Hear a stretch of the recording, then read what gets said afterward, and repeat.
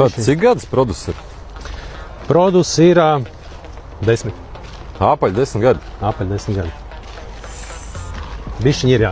Beidzamie tādi 5 ir ritīgi tādi aktīvi, jo tas ir vairāk dēļ tā sortimenta, kas mums ir. Jo to, ko es uzstātīju Kuldīgā, teiksim, kad mēs tikko aizsākām, tad baigi interesanta lieta bija. Kad, bija 1 vai 2 dakstiņu profili, tur trapeces 1 vai 2 varianti, tur klasika, tad vēl, teiksim, tā tikai nāca tirgu iekšā. Un, kad mēs to visu aizsākām, tad mēs izlikām tos, 10 veidu dakstiņu profils, 10 veidu trapeces profils, tad cilvēkiem ir baigi bailes kaut ko eksperimentēt. Un tad, teiksim, populārākais dakstiņu profils, kas bija, tad, nē, man to pašu. Un tad tagad īstenībā tas kardināli tā tendence ir mainījusies.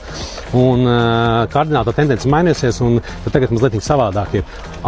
Tā pati cena un cits profils, kardināli cits izskats. Un tu par tām pašām naudām tu vari iegādāties dizainis kaut ko citu.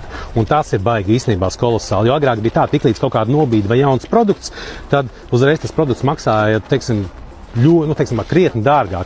Teiksim, pie mums ir tā, ka, teiksim, ja nāk kaut kāds jauns profils klāt, par viņu nevajag pārmaksāt. Attiecīgi, mēs vienkārši papildinām sortimentu, jaunu produktu. Attiecīgi, dakstiņu profils šāds vai šāds, dizainis, viņš izskatīsies, teiksim, tā iespējams, neiespējams, bet krietni savādāk, bet viņš maksās to pašu kvadrātmetru cenu. Attiecīgi, mēs nepelnam uz to, ka tagad jauna līnija mums ir vai kaut kā tam līdzīga.